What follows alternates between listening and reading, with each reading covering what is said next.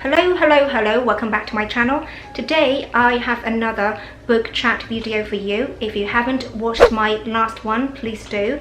I'm sure you're going to love the book Shutter Island. And today I am going to review Tuesdays with Morrie. I'm going to summarize the book in English and then I'll switch to Chinese to let you know what I think about the book. Don't forget to subscribe, hit the bell for notifications, like my video if you do. Without further ado, let's get started. Tuesdays with Morrie is one of the New York Times bestsellers. I first got to know this book when I was about 23. That was many years ago. At a job interview, the interviewer, who was a college professor, recommended this book to me, and I had always wanted to read this book. I just didn't get around to reading it. But anyway, I finished reading it recently, and I think this is a nice book. So I'm just going to share with you what I think about the book, and also if there are any things worth learning. So Tuesday with Morrie is a non-fiction memoir by Mitch Albom about some precious life lessons he learned from his professor, Morrie Schwartz. Morrie was Mitch's sociology professor. He was this charismatic old guy who was down-to-earth, easygoing, with a great sense of humor, and most importantly, who did not see Mitch as a young kid, but rather a friend.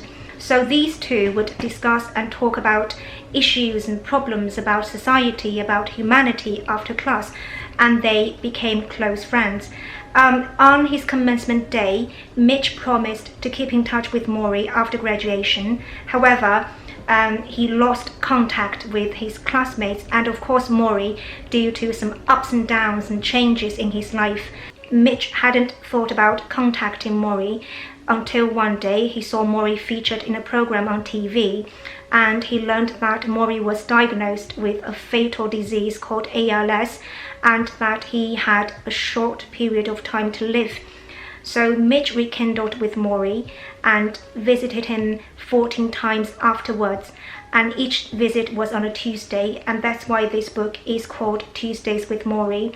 And each time Morrie would talk about one important thing in life, for example, love, money, relationship, religion, marriage and death. So this book is about great life lessons a young man learned from a dying old man. 这本书给我的最大感觉就是 This is a very easy read， 非常容易去读。我花了不到4个小时就读完了，所以对我来说，这个是一个非常可以放松自己，去享受一个下午的这么一种口袋书。我认为雅思5.5分以上的朋友都可以去尝试一下这本书。首先呢，就是关于这个内容上，我个人不是特别感冒，因为它属于那种 self-help。心灵鸡汤的书，这个不是我喜欢的那种范畴和类型。不过呢，它里面讲了很多人生道理，是非常有意义的。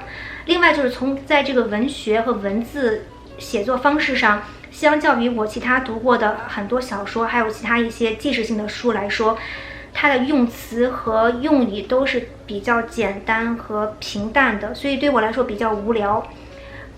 我会整个给这个书打6分。不过呢，我不得不说，它非常适合英文学习。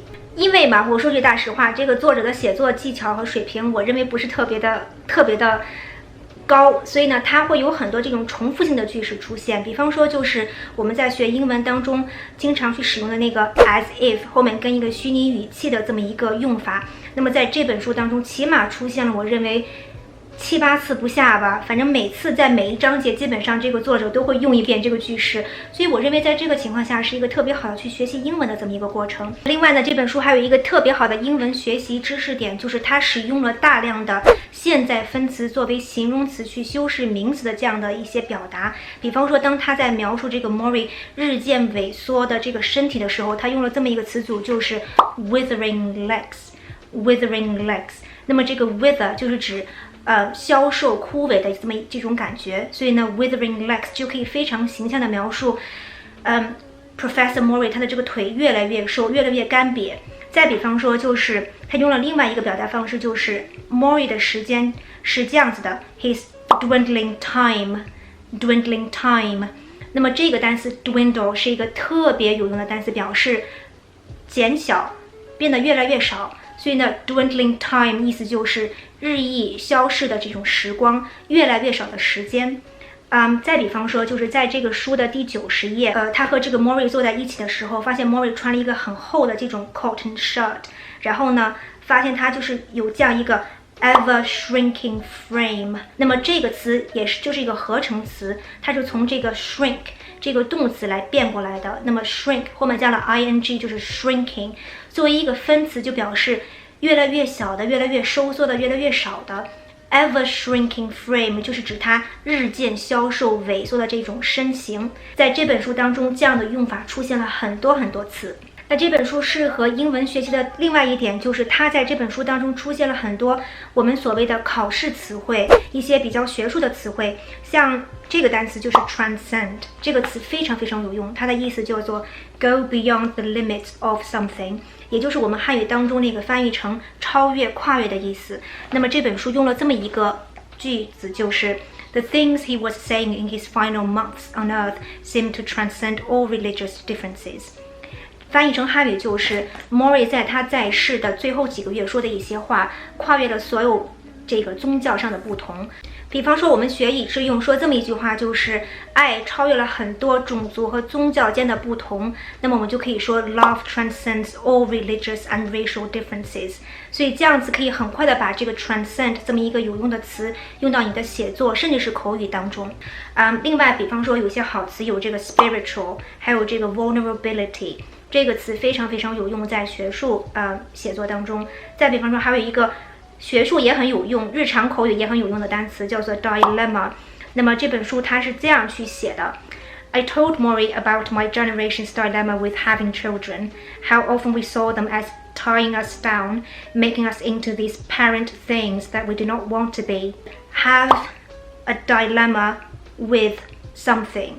Have a dilemma with something 在口语和写作当中都非常有用。那么有兴趣读这本书的朋友，给大家分享一个非常有用的语言知识点，就是这本书的每一个章节前面都穿插一部分作者对以前的回忆。那么他在叙述这些回忆的时候呢，全部用了现在时。你会觉得很奇怪，我们不是要用过去时去描述过去发生的事情吗？为什么会用现在时？那么这个呢，其实就是一种叙述手段。在英文不管是纪录片还是在小说当中，当你想去比较鲜活，去有这种更加情境感的描述过去发生的事情的时候呢，作者会用这个现在时去描述。你用了现在时，就感觉好像这个事情正在发生，让你更有这种身临其境的感觉。那么这个的英文手法就叫做 historical present。那这本书适合英文学习的另外一个好处就是，它包含了很多很多这种人生哲理的英文叙述和表达。我认为对于我们写作还有口语都是特别有帮助的。我选了几个句子跟大家分享一下。We've got a form of brainwashing going on in our country. Do you know how they brainwash people? They repeat something over and over. And that's what we do in this country. Owning things is good. More money is good. More property is good. More commercialism is good. More is good. More is good. We repeat it and have it repeated to us over and over until nobody bothers to even think otherwise.The average person is so fogged up by all this, he has no perspective on what's really important anymore. There are a few rules I know to be true about love and marriage. If you don't respect the other person, you're going to have a lot of trouble. If you don't know how to compromise, you're going to have a lot of trouble. If you can't talk openly about what goes on between you, you're going to have a lot of trouble.And if you don't have a common set of values in life, you're going to have a lot of trouble.Your values must be alike. 总而言之，这本书呢，在文学和文字功力上，我认为是不够的，但是非常适合英文学习。所以呢，你可以买来当做提高自己词汇量和英文阅读能力的这么一个读物。不建议大家买中文，但如果你实在看不懂的话，可以通过我的方法，就是双语阅读来帮助你。另外就是这本书在油管上有这个 audio book， 所以一定不要忘了去看完这本书，再听听 audio book。下一期我会介绍一本非常非常棒的书。那么今天就到这里，我们下一期见吧。